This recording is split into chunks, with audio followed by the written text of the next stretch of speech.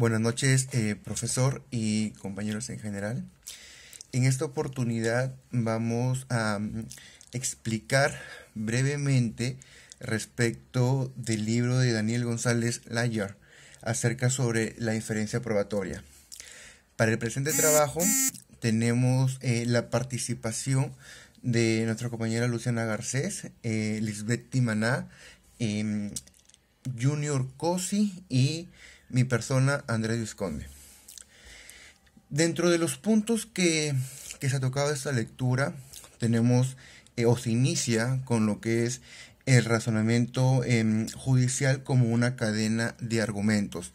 Y para esto, en todo caso, tocamos lo que es el proceso de la prueba. Y nos menciona el doctor González de que hay dos fases.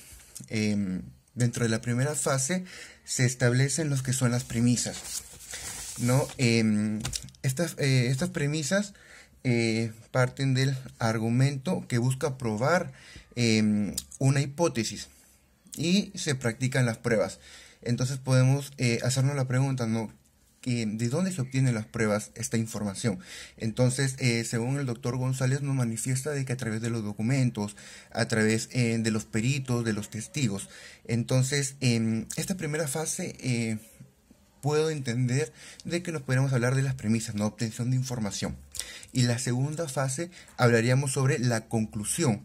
Es decir, donde se realizan la inferencia que permite pasar de una premisa a la conclusión. Es decir, todo lo recabado dentro de la primera parte de la obtención de información es donde se practican ya las pruebas. Ahora, vemos que hay una primera fase y una segunda fase, ¿no? Un extremo inicial, que es la obtención de información, y un extremo final, que ya es la hipótesis. Sin embargo, dentro de estos extremos, nos menciona también el doctor González de que hay también premisas y hay conclusiones para la formulación, en todo caso, la obtención de un argumento sólido. Nos mencionaba un ejemplo, ¿no? Y podríamos, por ejemplo, donde el policía, considerando su categoría de policía, declara haber visto o haber encontrado un arma dentro de la casa de Ticio, ¿no? Nos mencionaba, ¿no? Entonces, lo que él manifiesta es que hace una declaración, ¿no? Lo que podemos entender es que hace una declaración. Entonces, asumimos de que lo encontrado en la casa de Ticio porque lo dijo, en todo caso, el policía. Este razonamiento a lo que hace alusión el doctor González es que estamos practicando la práctica de la prueba a través de una inferencia y le damos credibilidad porque es un policía. O sea, si el policía dice que lo encontró, le damos la credibilidad. Y esta credibilidad, al decir que lo encontró y nosotros le creemos que lo encontró, estamos sacando una conclusión, pero en la conclusión de una inferencia. Entonces, ¿qué es lo que dice? De que esta conclusión, de esta conclusión de la inferencia, se puede reforzar o llegar a una conclusión de hipótesis siempre y cuando se hayan valorado también medios probatorios, por ejemplo, haber encontrado el arma. Entonces, junto con otros medios probatorios se puede entender o se puede llegar a lo que es una hipótesis sólida. Entonces, para distinguir inferencias probatorias va a ser importante justamente entender esta cadena de razonamientos. Ahora, nos menciona un segundo punto que justamente es esto, ¿no? La estructura de la inferencia, cómo hemos hecho la inferencia probatoria. Entonces, a través de la propuesta del doctor Tulmi, nos menciona que que esta inferencia probatoria se va a dar a partir de un esquema de argumentos. Entonces, este esquema de argumentos parte de una pretensión. ¿Y qué es la pretensión? A nuestro entender como equipo, hemos considerado de que es qué es lo que vamos a fundamentar. Entonces, esta pretensión no va sola, tiene que estar con una base sólida, y esta base sólida son las razones. ¿Y qué son las razones? Son los hechos por los que se forma la pretensión o por lo que se ha formado la pretensión. Pero tampoco podemos presentar unas razones sin que haya una garantía. ¿Y qué es la garantía? Es esa fuerza de las razones plasmados en enunciados generales, es decir, aquellos enunciados que correlaciona el tipo de hecho que constituye la razón de la pretensión. En ese sentido, el doctor González nos menciona de que está bien, una de las razones que, que da fuerza a la pretensión, en todo caso, parten de las garantías. Y las garantías están subdivididas o se pueden, en todo caso, están constituidas, por ejemplo, por máxima de la experiencia, están constituidas por presunciones o están constituidas por definiciones o teorías. ¿Qué es lo que podemos entender por máxima de la experiencia? En principio estas están subdivididas, ¿no? Pueden ser a través de carácter científico o especializado que se dan a través de los peritos. Los peritos dan cierta credibilidad a ser especializados, entonces van a permitir dar una información certera. Y también considera que hay un carácter jurídico. Este carácter jurídico deriva del ejercicio profesional del juez, ¿no? De todo lo que ha podido obtener a lo largo de su experiencia como juez. Y también tenemos lo que es de carácter privado, ¿no? Que es esta derivada de la experiencia del juez, pero muy aparte del ejercicio de su profesión. Entonces, entendemos de que la máxima de experiencia puede abarcar dentro de estas opciones. Y otro de lo que está constituida la garantía son las presunciones, que pueden ser de carácter legal o carácter jurisprudencial, es decir, que ya se haya desarrollado en otros casos, en casos similares, dejando constancia en la jurisprudencia, ¿no? Que podemos citar una jurisprudencia. Y a la vez también la garantía está constituida por las definiciones o teorías, ¿no? Que estas son más que las doctrinas. Respecto de ello, también podemos mencionar de que estas garantías también tienen que tener un respaldo, que vendría a ser esta correlación, lo que le da vigencia a las garantías. En todo caso, respecto a la estructura de la diferencia, tenemos que tener preciso lo importante, que es la argumentación, que debe tener una pretensión sólida. Toda argumentación debe iniciarse por una pretensión. Esa pretensión tiene razones. Estas razones tienen una garantía y las garantías tienen un respaldo. Dentro de, según este esquema, podemos entender al punto 3, que es el punto de la validez de inferencia probatoria. Y este punto es importante porque vamos a ver que se podría pensar que la validez que recogemos nosotros de la inferencia probatoria va a depender de cómo nosotros la clasifiquemos según los tipos de argumentos.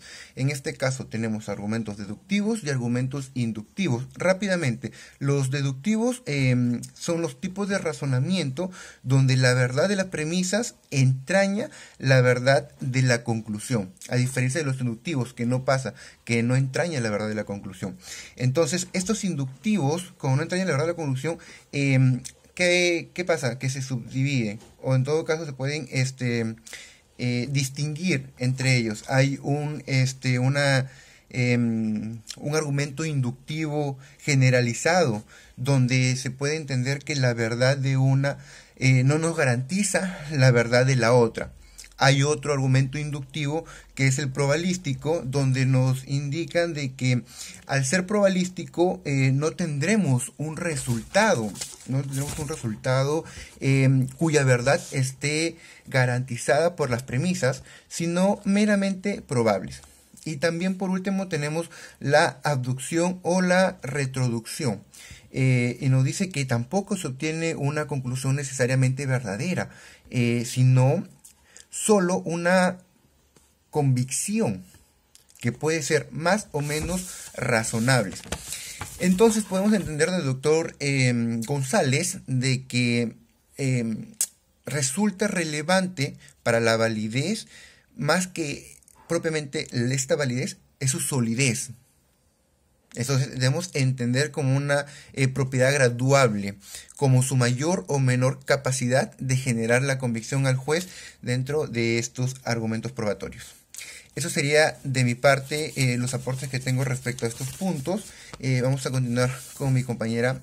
Bien, para continuar, ahora hablaremos del cuarto punto, el cual trata de dos sistemas de valoración de la prueba, en el cual el primer sistema es el sistema de prueba legalmente tasado, de acuerdo con el cual el propio legislador, quien de antemano y con carácter abstracto establecía que las normas legales, la eficacia y el valor que debería atribuirse a cada medio probatorio, así como los requisitos y condiciones necesarias para que tales medios alcancen el valor que legalmente se les concedía. Por otro lado, el sistema de libre decisión de la prueba, de apreciación en conciencia o de íntima convicción, como también se les conocía, que de acuerdo con el juez es libre para poder decidir cuando un hecho ha sido suficientemente probado, sin restricciones impuestas por reglas legales de valoración de la prueba. Entender esto quiere decir entender la expresión del juez como que el juez es libre. Entonces, desde esta libertad absoluta que incluye la arbitrariedad o la irracionalidad hasta la libertad limitada a la razón, al buen juicio o a un procedimiento de investigación sobre los hechos, es que Ferrajoli señala que la primera de estas interpretaciones, o sea, la absoluta libertad para valorar la prueba, ha dado lugar a una de las páginas políticamente más amargas e intelectualmente más deprimente de la historia de las instituciones penales. Pues esta manera de entender la apreciación de la prueba trae consigo dos consecuencias. La primera sería que la valoración de la prueba corresponde exclusivamente a los jueces y tribunales de primera instancia. Y la segunda sería que estos no están obligados a manifestar las razones que lleva a formar su íntima convicción, porque ésta, al constituir solamente un estado de conciencia, escapa al control casacional. Ahora, como quinto punto, tenemos la crítica a la íntima convicción, en el cual encontramos dos críticas. La primera es la línea de crítica que tiene que ver con objeciones de tipo ideológico, que trata de demostrar las consecuencias negativas que tiene para las garantías en el proceso y el alto grado de arbitrariedad que se permite. Y la otra, otra vía o otra crítica es a las objeciones de la razón, es decir, la razonalidad epistemológica. Es decir, se trata desde esta perspectiva de cuestionar que la teoría del conocimiento que hay detrás de la doctrina de la íntima convicción sea la teoría adecuada. Es así que el autor se centra en la segunda línea de ataque, pues señala que si se basara en averiguar la verdad, la doctrina de la íntima convicción podría estar justificada si es que estuviera basada en una teoría del conocimiento. Pero es difícil sostener esta conclusión, pues la concepción epistemológica a esta doctrina viene a decir que el método más viable para conocer los hechos consistiría en el procedimiento de procurar que el sujeto conocente llegue a estar convencido de los mismos, sea como sea el razonamiento que lo lleve a este convencimiento,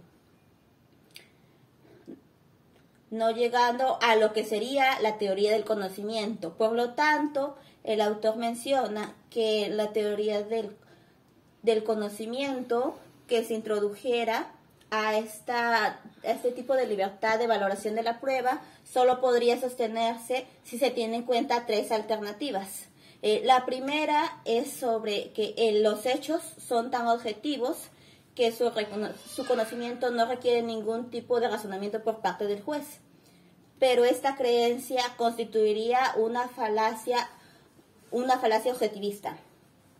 Como segunda alternativa, nos menciona el conocimiento de los hechos que se exige un razonamiento que sopese los datos a favor y en contra de las injusticias. Pero este es tan complejo y opera con tantas variables que es imposible dar un criterio para controlarlo. Y como tercera alternativa, menciona la razonabilidad epistemológica aplicable al conocimiento judicial de los hechos de un tipo peculiar. Por tanto, ha de ser de que el juez de distinto razonamiento que la del resto de sujetos que se ocupan del conocimiento de la racionalidad. Estos son los científicos, detectives, historiadores y muchos más. Por lo tanto, su peculiaridad hace que, a diferencia de los demás, no deba estar sujeto a ninguna regla a la hora de valorar la prueba. A continuación, seguirá mi compañero. Bueno, en esta parte nos toca hablar sobre los criterios de solidez de la inferencia probatoria. El autor, en resumidas cuentas, nos habla o trata de abordar el tema sobre la etapa en la que la persona demandante interpone para lograr su fin los medios probatorios dentro de la demanda. ¿Te suena familiar lo que son los criterios de inferencia probatoria? Son aquellos criterios que el juez tiene en cuenta para poder calificar los hechos, ¿verdad? Muy parecido en realidad. Lo que habla en realidad el autor es acerca de la veracidad que tienen estos medios probatorios. Muchas veces se confunde que las pruebas automáticamente presentadas al litigio son consideradas verídicas, pero muchas veces también encontramos que en las contrademandas la parte demandada, alega cierta falsedad en los medios probatorios, ¿no? Por ello, esta idea que sustenta el autor es que muchas veces el juez es quien va a proveer esa veracidad a los medios de prueba. Para ello desarrolla la idea de los criterios que se deben de tomar de forma sólida, o los criterios que el juez toma, de manera que la prueba sea auténticamente fiable. Algunos de ellos podría ser el tema de la causalidad, como el tema de que hay que corresponder los hechos y los medios probatorios, ¿no? No podemos poner algún medio probatorio que no sea necesario para demostrar el hecho. ¿Alguna idea que puedas tener? Por ejemplo, para la filiación de una persona, o para que un padre reconozca a su hijo, no tendría sentido presentar, no lo sé, la partida de nacimiento del padre, digamos, cuando en realidad lo que nos importa es la partida de nacimiento del niño y si es que ha sido reconocido. Claro, hay un poco un tema de coherencia, ¿no? Y de pertenencia. También el tema que desarrolla, uno de los índices que desarrolla es el tema de la suficiencia. Como bien lo dices, ¿qué tan suficiente va a ser la intervención de distintas o múltiples medios de prueba para demostrar un solo hecho? Como el tema de, por ejemplo, en la demanda de alimentos, nosotros muchas veces vemos que la gente piensa que necesita presentar muchos documentos, muchas pruebas para poder demostrar y tener ganado una buena cuantía de alimentos para su menor, cuando en realidad la norma establece ciertos criterios mínimos, como es el tema de las boletas de pago, también los certificados de estudio y también el tema del acta de nacimiento del menor, ¿no? Bueno, uno de los temas es que no hay muchas veces se debe presentar una cantidad grande de pruebas, sino las pruebas que sean suficientes para demostrar el hecho. También uno de los puntos que nos habla es acerca de la fiabilidad. Bien, tenemos en cuenta que ¿quién se fía del juicio? Es el juez, ¿verdad? ¿No? Y también de la misma prueba, ¿qué tan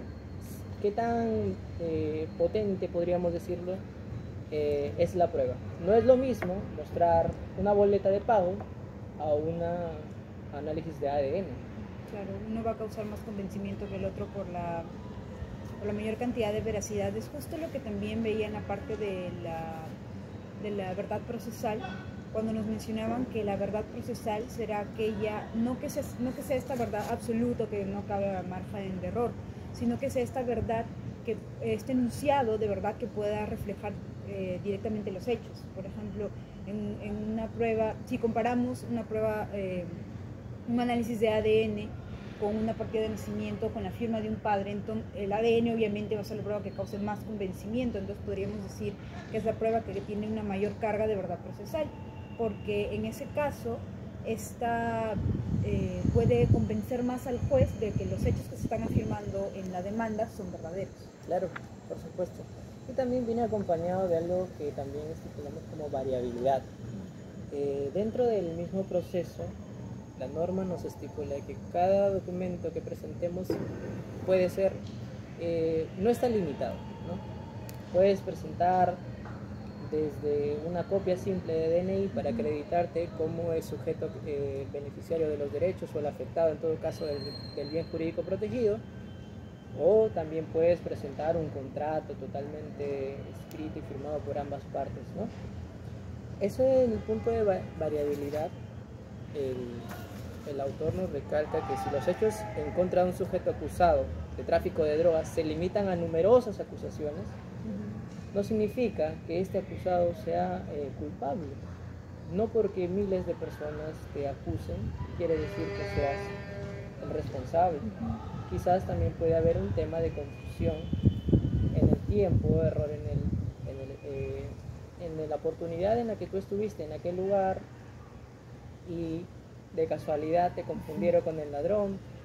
Hay temas profundos en esto de la veracidad de los hechos y los medios probatorios. Por ejemplo, también el tema de los testigos, que menciona que la opinión de un testigo no refleja la culpabilidad de una persona, solamente da pie a la versión de un testigo. Es algo que lo deja bastante en abstracto, la verdad, porque nos pone a pensar que ciertamente es el juez el único capaz de darle valor a cada medio de prueba y que será su criterio aquel que pueda determinar si la prueba merece o no merece un peritaje. Yo creo que eso sería lo más importante que podamos rescatar de este gran punto. Continuando con la explicación de la lectura, vamos a hablar sobre qué es la verdad procesal. Pero antes de poder definir la verdad procesal, necesitamos definir qué es la verdad. La verdad como aquel concepto absoluto que no admite posibilidad de error. Si bien se ha tratado de comparar la verdad procesal con la verdad absoluta durante mucho tiempo, esto ha llevado a mucha confusión en parte del proceso, lo que ha dejado a dos caminos posibles. El primer camino sería abandonar la búsqueda de la verdad dentro del proceso, y el segundo sería cambiar el tipo de verdad que se quiere conseguir mediante la realización del proceso. En el primer supuesto tenemos que el proceso debe abandonar la búsqueda de la verdad y que los hechos deberían ser probados según la cantidad de convencimiento que generen en el juez. Sin embargo, esta percepción causa un poco de confusión, ya que hablaríamos de un proceso que no busca alcanzar la verdad de los hechos, sino un proceso que busca generar el gran convencimiento del juez para que éste pueda declarar una sentencia en base a qué tan convencido ha sido dejado por las pruebas, sin importar si estas pruebas se acerquen a la verdad o a la realidad de los hechos. En el segundo camino, lo que buscaría la verdad procesal sería otro tipo de verdad que no sea absoluta, sino una verdad que se aproxime. Sobre los medios para averiguar la verdad procesal, nos referimos a todos aquellos medios con los que contamos para poder evaluar los hechos, de estos sacar un enunciado y este enunciado pueda probar una hipótesis. Cuando nos referimos a la verdad de los hechos, estamos hablando de la certeza que los hechos generan en nosotros. Por ende, la verdad procesal no puede ser una verdad absoluta como el concepto de verdad que conocemos, sino una verdad aproximada, en tanto represente fielmente a los hechos. Mientras que en el segundo camino, la búsqueda de la verdad ya no sería una verdad absoluta, sino una verdad procesal. Una verdad procesal entendida como aquella verdad en la que se reflejen los hechos que están tratando de ser probados mediante el proceso. Para poder entender la diferencia entre verdad procesal, también tenemos que entender la definición de los hechos. Tenemos que tener en cuenta que los hechos no pueden ser tomados en cuenta ni como verdaderos ni como falsos. Los hechos simplemente suceden en la realidad. Los que caen dentro de la definición de verdadero o falso son los enunciados que nosotros, como personas, al percibir los hechos, admitimos sobre estos. Voy a colocar un pequeño ejemplo para poder entender esta definición.